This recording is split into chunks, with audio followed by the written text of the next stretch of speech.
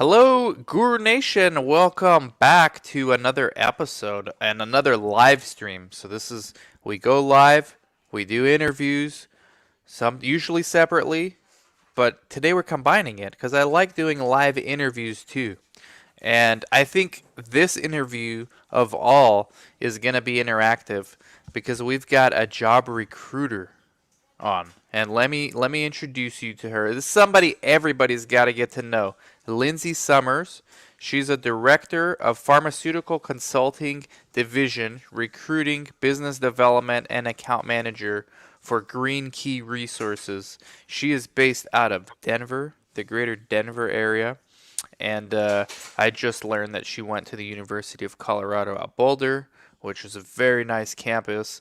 And Lindsay and I have been interacting for a while on LinkedIn, but really, we were just talking off the air about this.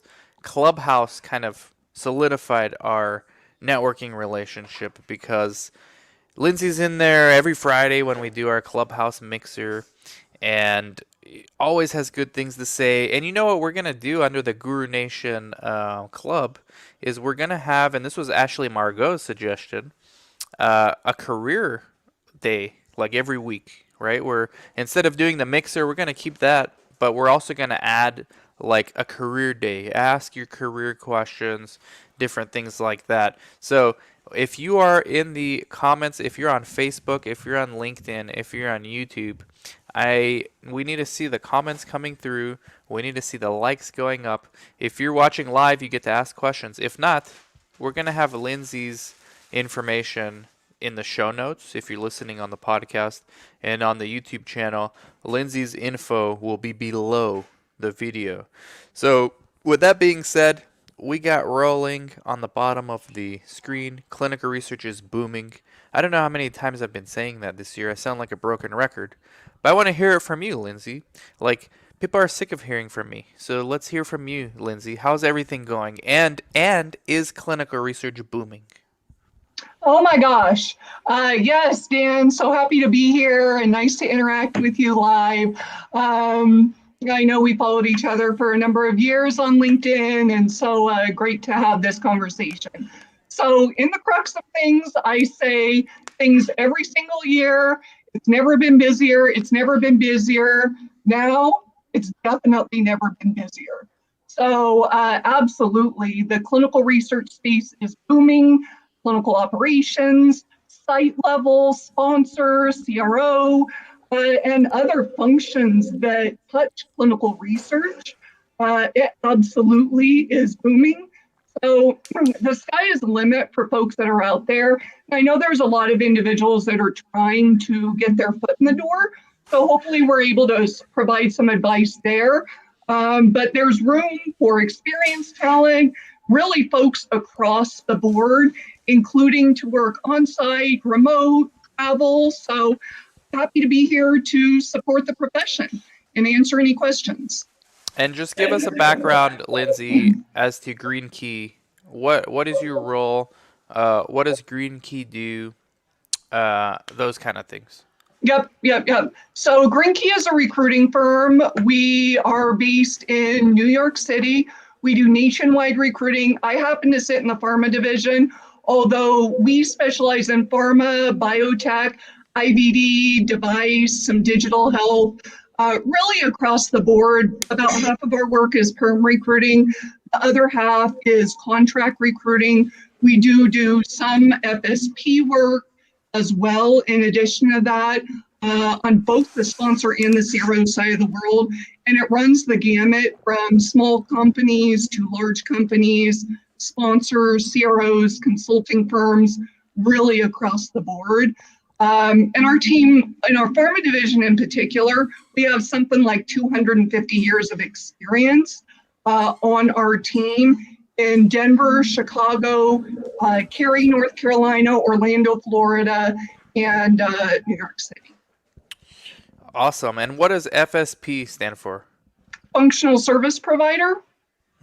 Okay, interesting. And what does that actually mean? Yeah, yeah. So what it means is a number of the CROs are out there where they capture this particular business. Let's just say it's a large pharmaceutical company and a company is looking to outsource all of their biometrics work or all of their clinical operations work for a certain function. And then that company will manage the staffing, the timekeeping, all of that for a particular project. Okay, good, good. And guys, put your questions. I see LinkedIn, Facebook, YouTube. Let me know if you're on, because we checked all the right boxes. So put your comments. I'm only seeing LinkedIn, so let me know Facebook. Facebook usually doesn't say anything. They're just stalkers. But YouTube usually does. So let me know.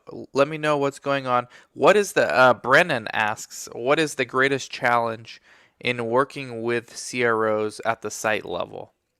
Uh, Okay, so I guess that's questions for me. Working with the CROs at the site level, I think it's sometimes the CROs. I have a lot of theories around this, and who knows if it's true or not. But I think as the CROs get bigger, and Icon just bought PRA, I actually think that the CROs are more rigid in their demands of sites than sponsors are. And I mean, I know it's not probably not the case every single time, but for the most part, I think the CROs, because they're a vendor at the end of the day. So CROs are looking, they have a fixed amount of money that they make, and the more of that they can save, they get to keep, right? So CROs are not interested necessarily in change, even if it means making the study more efficient. And so and there's that could mean a whole bunch of other stuff I don't want to get into, but basically the biggest challenge in working with CROs at the site level sometimes is not being allowed to do things your way, and then the CRO blames it on the sponsor when in reality, more often than not, it's the CRO that's really the reason for the no, the hard no on these requests. So that's, I guess, the greatest challenge in working with CROs at the site level.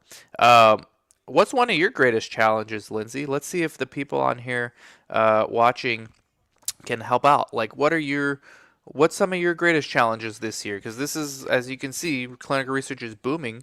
So that's got to come with challenges too, not just opportunities. What are some of the things that you're working on right now? Yeah, yeah, I think it's a good question, right? And no matter what you do in this business, you're always busy. And I would tell you right now, some of our biggest challenges are really drinking from a fire hose, right? I mean, we might get 25 positions at a time, and we need to fill those roles immediately, right? And it's all about finding the talent, finding it quick, and not just finding any talent, but really finding the top talent. And so, really, just kind of sifting through all of that, and really getting to the best people quickly, right? And it's hard because in many cases you're working on 4, 5, 6 different jobs on a day-to-day basis, and really serving multiple masters, and meaning multiple masters, right? Whether it's your client, right? Certainly our clients pay us our bills, but at the same time, it's candidates out there that are looking for work, right? And so it's imperative that we provide good guidance and good advice on both sides of the coin, because our clients are our candidates are our clients, right? Internal recruiting, external recruiting. It's just hard to balance all of those different things. So that's really our biggest struggle. Yeah, just to give everybody an idea of just how competitive it is.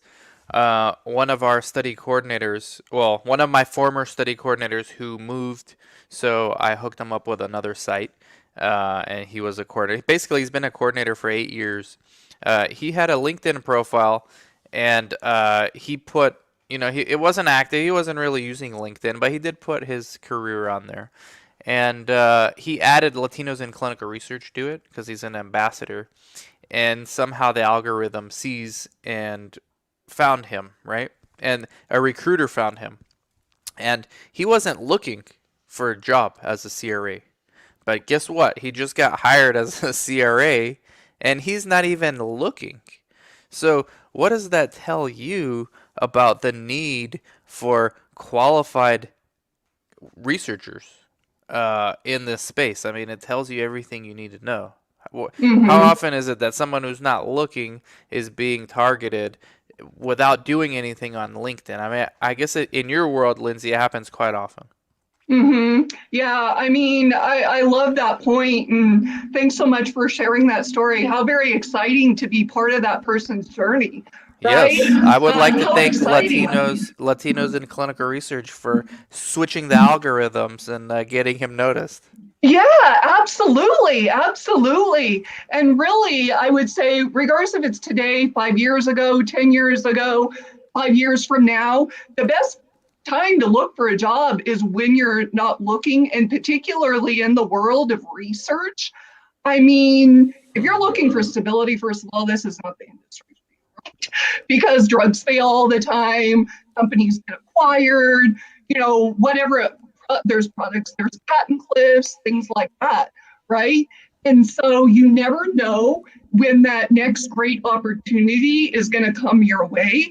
And, Wow. some of the things that we have under our hat, um, you definitely want to entertain it when we reach out, even if it's like, hey, thanks so much for reaching out. I'm not looking right now, but if I was, I'll be interested in ABC a year from now. Please keep me Mm. in mind for the future, and I'll forward this message along, right? Because in this business, everybody knows everybody else. And what comes around goes around. It's all karma, and it's so exciting to be part of people's journey. I don't know if they're watching it right now, but there was an individual I placed as a CTA like 10 years ago in industry and is now a very senior regional CRA with a CRO. And they came back around to me. They reached to me. I didn't reach to her. She reached to me. And it's just because, of our relationship. And it's just so very exciting to, certainly place people, but really be a part of the candidate's journey, the patient's journey is very fulfilling. Wow. So this that kind of reminds me of the old adage, in the finance world, or not even the finance world, but the best time to go to the bank and ask for a loan is when you don't need money. It's basically saying the same thing as what you just said. The best time to get a job is when you're not looking. Now, can you break that down a little more into practical terms for somebody? Let's say, because I get this question a lot. Hey, Dan, I'm a coordinator at this academic medical center, and I've been doing this for 7 years, and I really want to be a CRA, but I'm afraid. So what do they do? Like, what advice do you have, Lindsay? As a job recruiter, I want to get your take on this.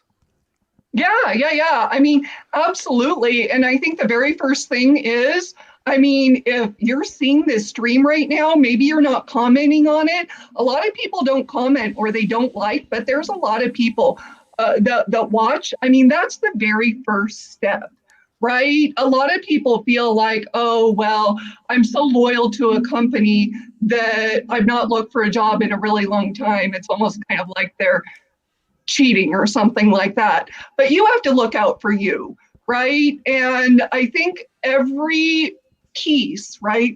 Sometimes maybe calendar it out once a month or once a week or every 3 months or whatever it is. Have touches with people you've worked with before, or comment on LinkedIn, or follow a group, or maybe you're a member of ACRP or SOCRA. Put it on your calendar to attend a networking event. So those are some of the things that you want to do along your way, right? To really kind of develop that network, to make yourself known, because again, good people know other good people, and you'll be top of mind at any time. right? So then, if 3 months ago you attended an event and you met ABC person, okay, now you're looking, reach out to ABC person. Hey, we met 3 months ago. I'm looking for a role in GI. I see you're working in that. I would love to discuss, right? Hmm. Um, it's something to keep in mind. Hmm. Who's I don't know if you can answer this, but I'm personally curious. Who's from the employer that are reaching out to you? Is it more right now? Is it more CROs or is it more sponsors that are reaching out to you in particular? I know they both do, but right now, like if you had to pick one, who's doing it more? Ooh, it's a toughie. It's a toughie. I It really know. is. And I don't know that it's a one size fits all sort of thing. I mean, this year there has been one sponsor and two CROs slash consulting firms that reached out to me personally.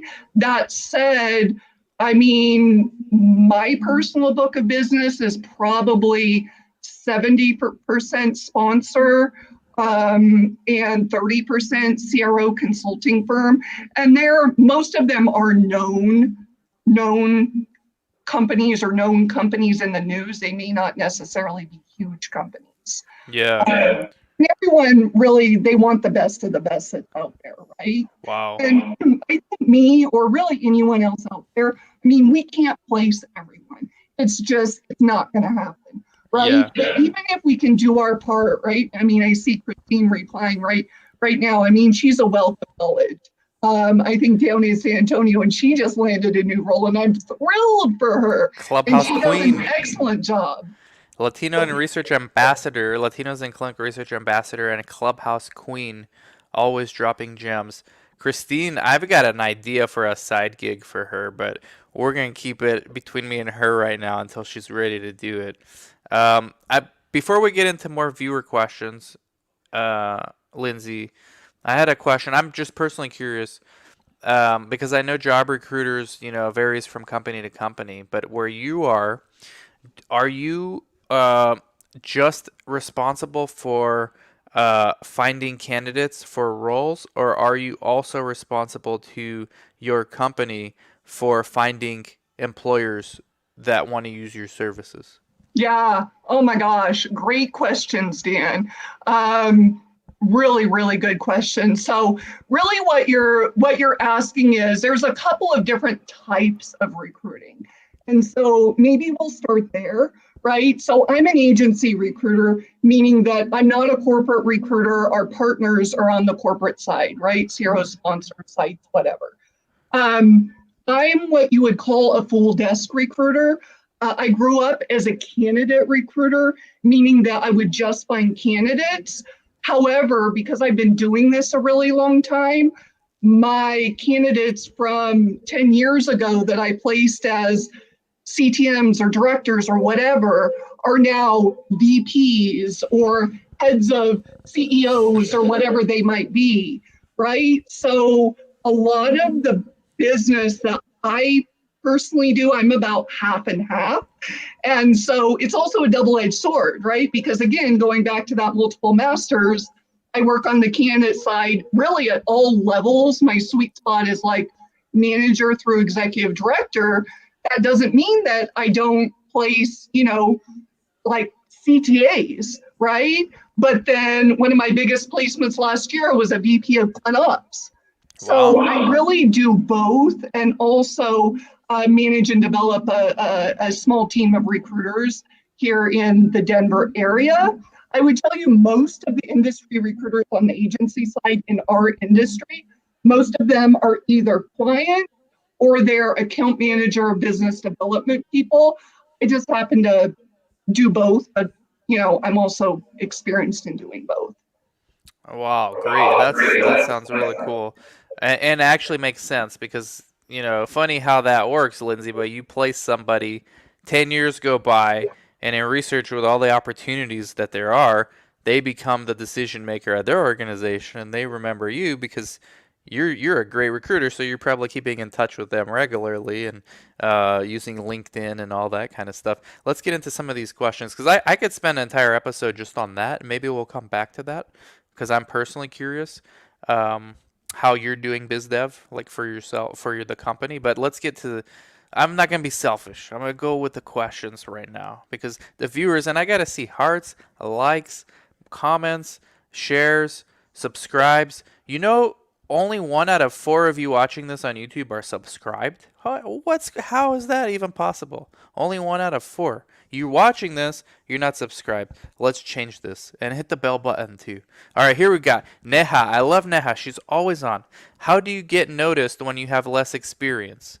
As in, I have 3 months of experience and it's a struggle to find a position since the requirement for experience is so high. Yeah, I mean, and I would have to take a look at Neha's background to kind of see what else is in her background. Is that site level? Is it sponsor? Her name is familiar to me, but Neha, do you have a scientific background? Those sorts of things. And I know it's very frustrating, particularly for the first couple of years when you're early in your career in this industry, right?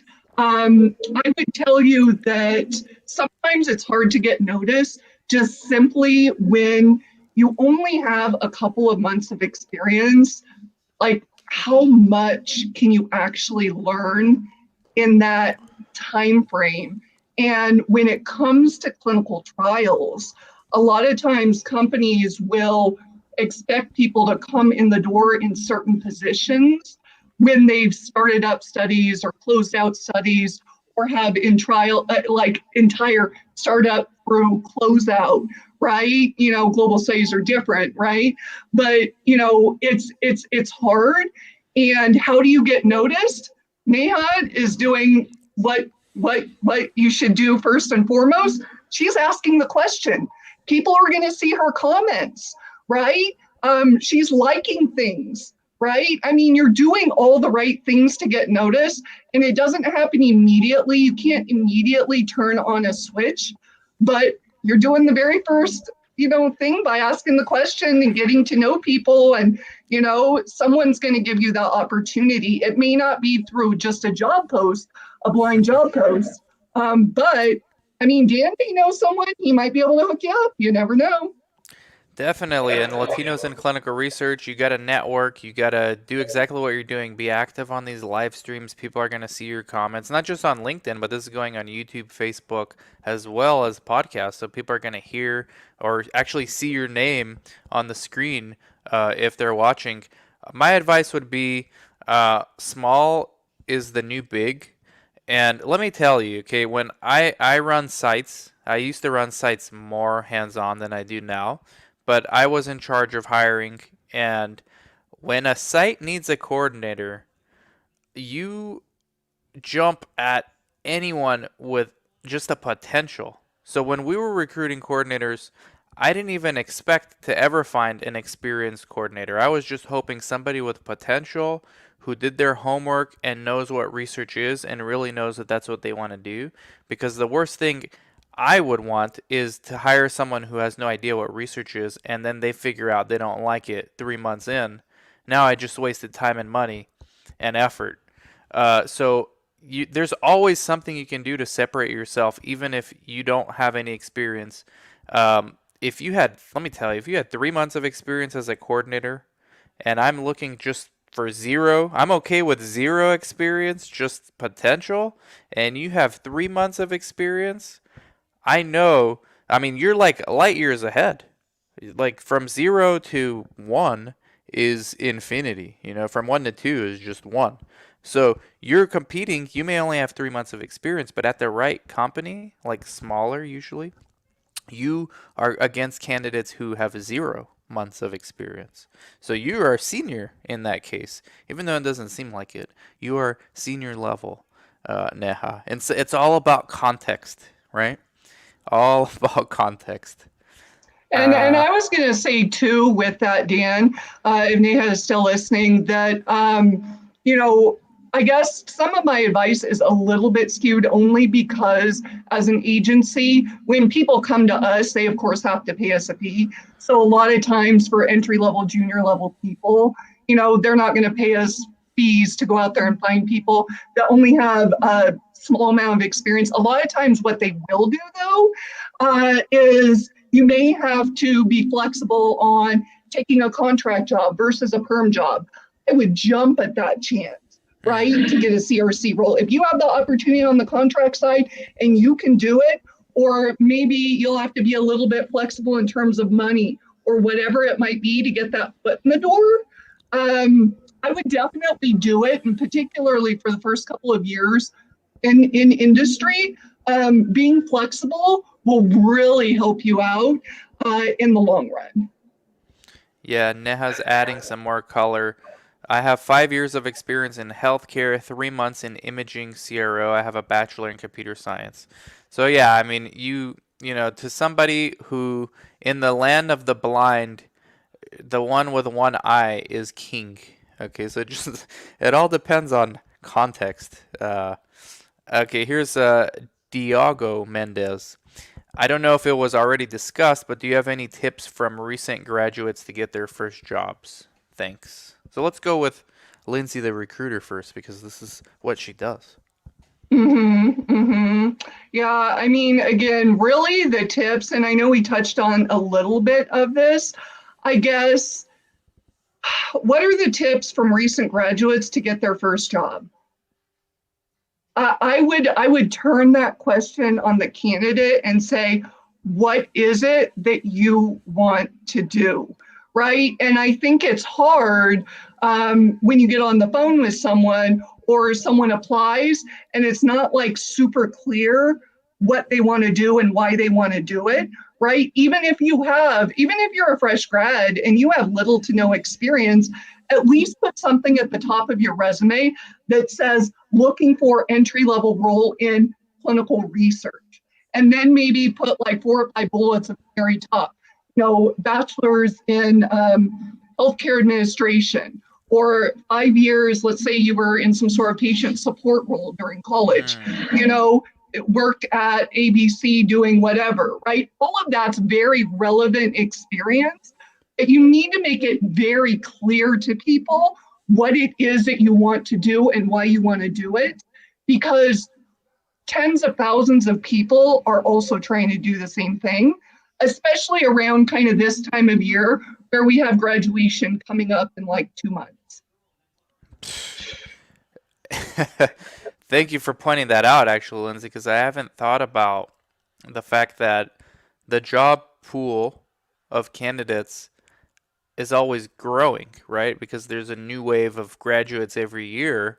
So if you're not making headway your first year, and you wait an entire year, there's going to be a new class coming through. And now the question is going to be, well, what have you done since then? What do you think? This is a side question. This might take a while, Lindsay. Do you have time for all this? We got getting a lot of questions. I have some time. Happy to help out. All right. Let me know when you gotta go. But I have a question for you. What do you think about?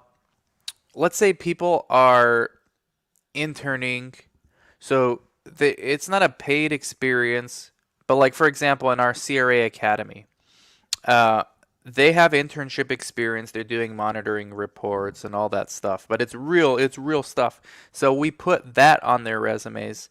I personally discourage students from putting things like seeking to gain experience in research, because I'm thinking from a small business as an employer, why would I want to hire someone who's just seeking it? I want to see someone who's doing something, even if it's internship. What is your philosophical thought on that?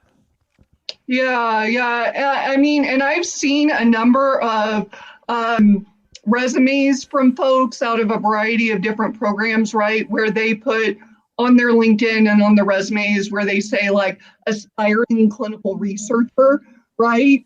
Yes. I think that's great. I mean, I think it's very forward thinking. And really, I mean, all of your experience is relevant what you want to kind of steer away from is like filling your resume with a bunch of fluff. Or let's say you have a 10-year work history, but it's outside of industry, which is fine. You went back to school. All right, that's fine. But in that case, keep it to like one page and just keep it very targeted. Because one of the things that people don't necessarily realize is that in many cases, you have to go through 2, 3, 4, 5, 6, 7 levels before you get to the actual hiring manager, whether it's through an ATS or a vendor management system or an admin or a recruiter that recruits in this space. Maybe they're new to this space, right? Sometimes it's circulated amongst the team before it even gets to the manager.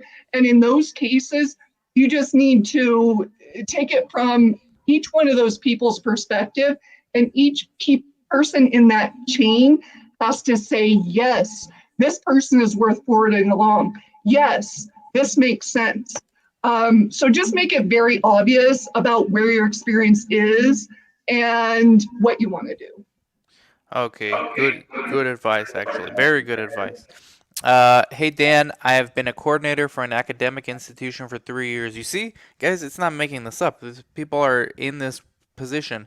Thanks to you guys, I landed a project manager role with digital clinical trials company. Awesome, Lionel. This is exactly, and get to know Lindsay, okay? Because pretty soon, I mean, you're already project manager, but pretty soon, who knows? You're gonna be director, vice president, and then Lindsay's gonna want to hit you up and be like, "Hey, Lionel, check this out, man. I got a place for you." So that's good. Is that right? Is that accurate, Lindsay? Semi accurate? Yeah. I mean, it's always good. A's know A's. Good people know other good people, and it's good to know other folks in the business. Naomi says, "Thank you for the info. I'd love to work as a CRA in the future." Guess what, Naomi? The future is now. Now. Make hay while the sun shines. Ice cream cake. Great name. I took about 3 months. What would you do, Lindsay, if this was a resume, the person's name, ice cream cake? What would you say about if you saw that on their resume? Uh, First, first of all, I love ice cream cake, who so I love doesn't? that It's name. amazing. Um, Secondly, I mean, in terms of job gaps, I mean, life gets in the way, Hmm. right? I mean, people have, I actually just posted an article from a big industry leader yesterday on empathy in the workplace, right? I mean, everybody goes through things in life. And I'm so sorry to hear about, you know, deaths in your circle. That's terrible. I don't think it's going to be a problem going back. 3 months is not a big gap. I don't think it's really anything to worry about. In some cases, maybe if you're having struggles and not hearing back from things, maybe you put something on there that says gap for personal reasons to take care of ill family member or something like that. But you don't necessarily have to do that. Where it really becomes problematic is when people have job after job after job, and maybe they have like 5 jobs in 3 years, right? And it does kind of make you question it. Maybe if it's contract work, that's fine. Um, Yeah. but that's really, and you should not feel guilty about taking time off to have a baby, take care of a family member, or whatever else it might be, because we're all human at the end of the day. And honestly, if people are going to pass on you for reasons like that, it's not a company you want to work Exactly, and it's a numbers game. Ice cream cake, and my condolences. But you know what? In 2020, the norm in the industry was to have time off. I mean, that's like the default. So it's never good to have deaths, of family and friends. And people understand life happens, life throws curveballs. I know somebody today who reached out to me and said, hey, she was about to go CRA, the full CRA route, and she was going to get it. And then all of a sudden, someone diagnosed with cancer in her family. So things happen, like life throws you curveballs. It's not going to be a problem, especially in a year like 2020. I don't even think people are going to ask about gaps in 2020. Everybody had a gap in 2020. Um, Jinkal, how can I get a job in a research assistant role as beginning? I have less than a year experience. I'm having very hard time job getting in the field. Small is the new big. Clinicaltrials.gov. Find a site near you. Google. Find a site near you. Go intern. Go volunteer. Like Lindsay said, don't approach them with what can they do for you as an intern. Approach them with what can you do for them. Hey, my name is Jin Call. I noticed site XYZ located in Denver that you don't have an Instagram page. How about I set up an Instagram page for you so you could build a brand in your community? In exchange, I just want to intern and get some experience on my belt. Now you can leverage that experience on your belt. And by the way, 90% of the time you do this, the site's going to hire you and say, hey, this person's willing to do all this. This is the kind of person we want. At the small academic medical centers, a little bit different. You're not going to convince Harvard to do an Instagram for them. All right, but my site, someone else's site, people in Denver, wherever you are, this is how you do it.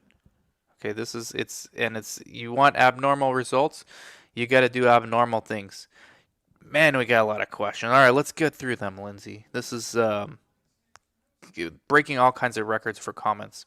Ice Cream Cake says thank you, making me hungry too. Ice Cream Cake. Okay, where we at? Where we at? Okay, can you talk about transition from academic research to industry? You want to open up a can of worms, but Lindsay's the person for that. Okay. For example, project manager managing both industry and grant-funded trials at a large academic center to industry. I got my thoughts on this, anecdotal conversation with people, but let's hear from Lindsay because she's the professional. Yeah, I want to hear your thoughts too, Dan, around this. And again, like I said a couple of minutes ago, my thoughts on some of this might be skewed a little bit only because, our clients want us to bring people with the exact experience or very close to it to the table, right? I mean, can you make the jump from academic research to industry? Yes. I'm not sure, Barbara, kind of where your background is and where you came from, particularly if it's a large, well-known academic medical center. I think it's a lot easier to do, but roles are not always like the same thing on the academic side of the world. It does not always translate to a clinical research project manager on the sponsor or even the CRO side of the world, right? Because a lot of times they'll want significant experience managing vendors, for example, right? So that's one piece of it. So if you can be flexible with that, great. And one of the other pieces to look at too is you say you have experience managing industry trials, great. Develop a list of industry companies you have relationships with for the last couple of years. Go back to folks at that industry company, and that's your easiest segue onto the industry side because you are already proven with those people. I had someone I placed as a clinical trial associate a couple of years ago that had extensive experience in the rare disease space at a large academic institution. They were known on the industry side by the medical directors. Literally, I put that person at the very top of their profile when I submitted their information on the contract side. They were hired, I'm not kidding you, within like 2 days because they were known. Hmm. That's really good advice. My thoughts on academic research, and believe me, guys, I don't hate academic research. I just think it's overrated. So let me explain a couple. Let's think about it from a couple perspectives. And I don't know the exact stats on this, but it used to be way back in the day that research was like, well, at one point it was like 100% academic medical centers and NIH funded. Then industry got involved, and now we're on the side where it's like 80% industry, 20% academic. I mean, somewhere around that. I don't know the exact numbers. So, what does that mean? Well, you're both doing research, but those worlds are very different. So let me give you a practical example. When I was hiring coordinators, we would have coordinator apply from big AMCs, UCLA, and I would ask them in the interview, hey, it's good that you're a coordinator. It's very good that you have experience because it's hard to find. So, can you tell me about what you did with regulatory? Oh, no, I didn't do regulatory. Oh, okay. Well, what about patient recruitment? Oh, no, no, I didn't do that either. So, you keep asking these things. It's like, well, what did you do? My coordinators do everything. They know how to run the site. So, AMC is great to get your start, maybe. I always tell people, unless you really like that world and you understand the risks, because it's a shrinking segment of research, uh, it's important on the key opinion leader side. It's important on the early phase. That's where a lot of the innovation actually happens with the medicine, with the new medications and things like that. But most people are not going to be working in that kind of capacity. So be very careful staying too long in academic research. I personally know hiring managers at CROs, they would never say this publicly, that say they run away when they see academic research for like a long period of time.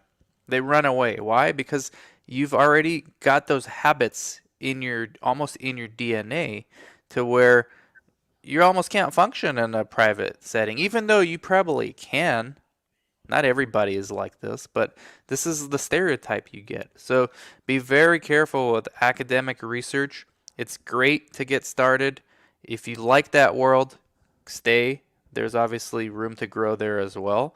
But if you ever want to do private, and this is where most of the research is, it's, I wouldn't say quite a scarlet letter, but it's getting close to that. And a lot of it has to do with some of the key opinion leaders that have poor quality and they leverage their name and ignore some of the quality on their site side, and so you're kind of associated with that. So maybe a controversial answer, but it's coming from the heart. I got nothing to gain from saying this. All right, this is and I could be wrong too. It's just anecdotal. Uh, what do you think about that, Lindsay? Or you don't have you don't need to have a comment if you don't want to. Well, I mean, I think it kind of also goes back to the same thing, right? Where it's not exactly, it doesn't translate into exactly the same level of experience every time, right? And I also think it's similar, right? I mean, even CROs want people with CRO experience. Pharma wants people with pharma experience. It's hard to go pharma, CRO, pharma. And in a lot of cases, it's hard to go from small companies to large companies and vice versa, small like small, large like large, right? So it's not just an academic versus industry side or whatever. It's really across the board. And I also think it's, knowing what you want to do and being intentional about it. Once you get that person's attention, will really help you out in the long run. Excellent. Corwin has it right. Apply, apply, apply. Exactly right. Beatrice, 3 years as a CRC in Spain. I love Spain. It's like my favorite country besides the United States. Um, would be okay in California? Yeah. Now that's always complicated though, Lindsay. Like we talk about just in the U.S. going from academic medical research to a private site is hard. What about CRC from Spain to CRC in California? What do you think? I mean, I think it's doable. I do think that it depends on like what you were doing and how the company views your experience, right? So yes, it could be, particularly, let's just say we're working on Alzheimer trials in Spain as a CRC, and you're applying to an Alzheimer role in LA, for example, and it's, comparable. I think something like that is really a ringer, right? But maybe if your background is in anti-infectives and now you're applying for a CRC in like some like next gen CAR T or something like that, it could be maybe not as easy to do. So apply to things, and I really loved your example earlier about looking up on clinicaltrials.gov. I do the exact same thing. I actually also do the same thing on the FDA website. You can actually pull up approval letters and see who got those drugs approved on the regulatory side, right? But I think just making it as easy as possible to transition. You have to look at your most applicable experience. Okay, good. And then the FDA website, you said approval letters, so you mean you can see which CRO helped the sponsor get approval or what You can look up approval letters and you can see like what regulatory person got that approval Oh, under their actual mold. person. Yep. In most cases, sometimes it goes to like the CEO or something. But I mean, those sites, I mean, it's public information. And clinicaltrials.gov, it is an absolute treasure trove. Yeah, I agree. Lindsay with the expert advice here. That's the advanced level. I need to like look into this because I didn't know you can see the individual level. That's awesome. Clinicaltrials.gov is great. One thing I've been noticing, and I talk about it in Clubhouse, reviewing these small cap, the biotech companies. Um, small is the new big. There's gonna be rare disease. There's so many more biotechs than there are Pfizer's, right? There's just like for every one Pfizer, there's probably like 50 or 100 small biotechs. So guess what? They all need CRAs. Guess who's more likely to hire you as a CRA if you have only a year or 6 months of experience? The smaller ones. And you can on these small cap biotech, you can oftentimes find the cell phone numbers of the directors. Sometimes even the founder has their cell phone number on there. Now you want to be first because once they figure out people are calling, they're gonna put somebody else. They're gonna put an admin number on there. But take advantage while you can. I have master in science and graduating clinical research and have 3-year healthcare experience, but still hard getting into the field. I know it's not easy. It's not easy. What are the opportunities in clinical research being a CRC and having a certification in research and drug development? So I'm not sure what that certification is, but the opportunities in clinical research being a CRC is almost limitless. I mean, you could start your own site one day. You can be a CRA. You could be an in-house CRA. You can consult for biotechs. You can start auditing. I mean, there's all kinds of things you can do. I know some CRCs, Lindsay, that quit their job because they were so good on doing networking on LinkedIn with other coordinators. They do what you do. They recruit now. Anything. Sky's the limit, Naomi. Any remote internship opportunity, Dan, only for CRA Academy and CRC Academy. We're full, guys, with interns. But other sites do need interns. I'm telling you, the sites do. They just don't want to waste time with somebody that's not motivated. So you got it. That's where the variable comes in. Thank you, Jin Call. Okay, fresh graduate without experience, but I have good clinical research knowledge. What can I do to get hired into CRC position? This is starting to look like my inbox, Lindsay.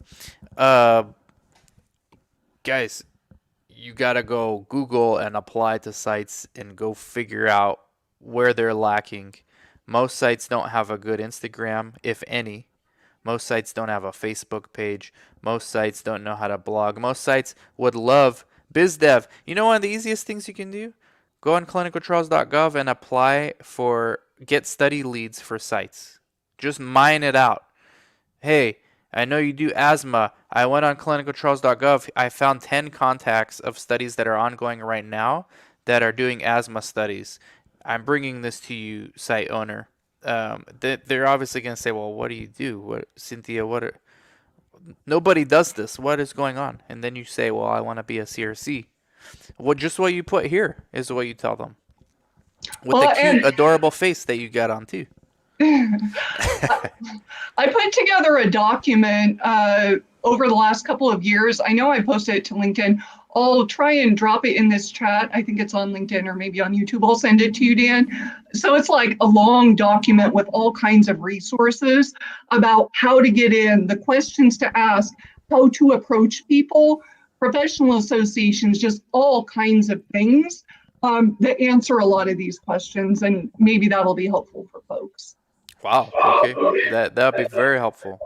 Swedish surfer got an offer to work as a clinical trial recruiter from Europe for an American company. They want me to be independent contractor for around $15 per hour. It seems very low. Thoughts? So if it's patient recruiter that you're talking about, yeah, it seems low, but you're starting out, and if you don't have the experience, I would take it because you're now you can put independent contractor on your resume. And I mean, that could mean a lot of things. Like you can start doing patient recruitment for one group, you can start doing coordinator recruitment for another. So you're slowly becoming a generalist. What do you have, Lindsay, for Swedish surfer?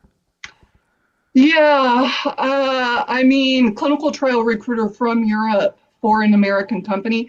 I guess the only question I have is independent contractor at 15 an hour. Is that 15 an hour US? And if you're being paid in US dollars as an independent contractor, I mean, you also have to remember that you're going to have to pay like quarterly taxes, and your take home is going to be significantly less.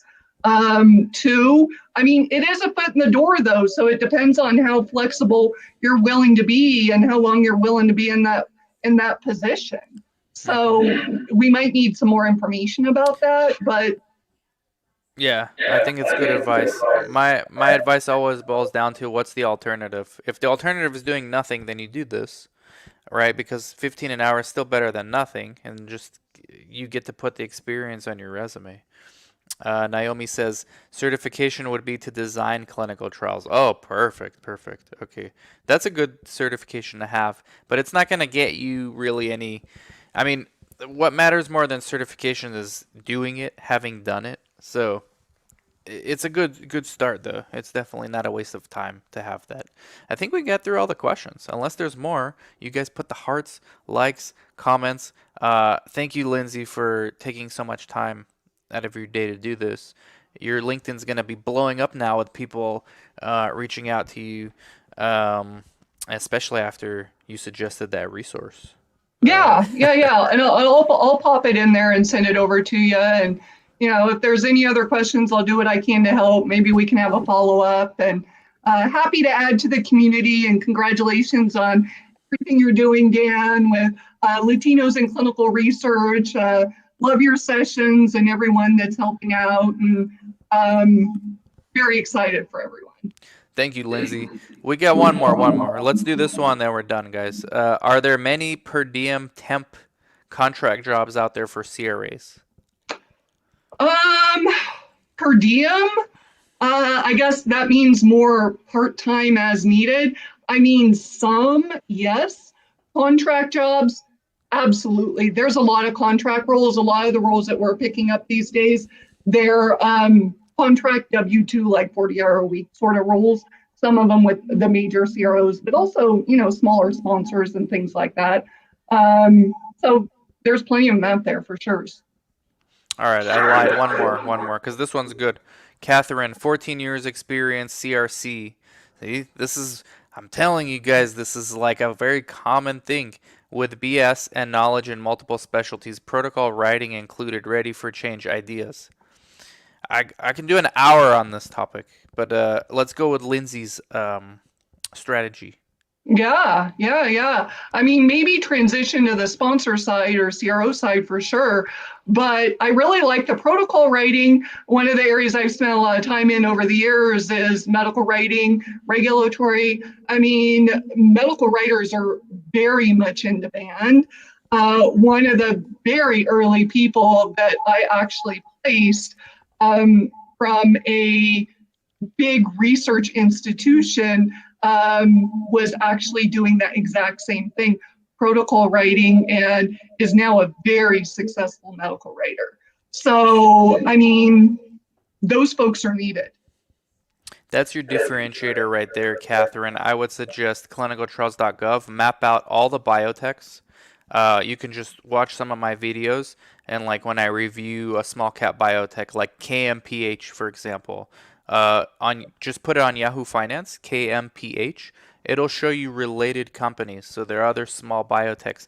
Now you go on clinicaltrials.gov, you look up all those company names, you get the contacts because those are the companies that have the contacts for the. It's usually a director, a decision maker, somebody. You reach out to them with your resume. Almost every biotech would love to have you because you have the CRC experience and you get the protocol writing experience. Who knows what other experience you have hiding in your skill set that you're not even talking about. So send 100 of those emails from biotechs. I guarantee you're going to get like 10 interviews and probably three, 2 or 3 job offers. Prove me wrong, but if you're ready for change, that's the idea right there. So let me know. And thank you very much, Lindsay. There's a lot more we can discuss, but people are going to have to catch up with us on Clubhouse if they want to talk more like this because Lindsay's on there, guys. Lindsay's active on Clubhouse. So Guru Nation has a Clubhouse now. So get on Clubhouse, find me, find Lindsay, and then go to Guru Nation Clubhouse. And yes, Cynthia, we will do more videos on CRC interview questions, and you can connect with Lindsay on LinkedIn if she does not mind. I don't think Yeah, she would I'm mind. here. I'm here. And we'll also drop that resource in the comments here shortly. And just excited to be able to add value to the community. I mean, of course, my day job is to put people to work, but I do see quite a bit of value, regardless if I can help you today, 5 years from now, or never. Really adding value along the way is certainly very rewarding. So happy to be here. Thank you very much, Lindsay, again from Green Key Resources. And like they are saying, part 2 on Clubhouse. Absolutely. Thank you guys for watching, listening. Thank you, Lindsay. Links in the show notes to Lindsay. Catch y'all later. Bye bye.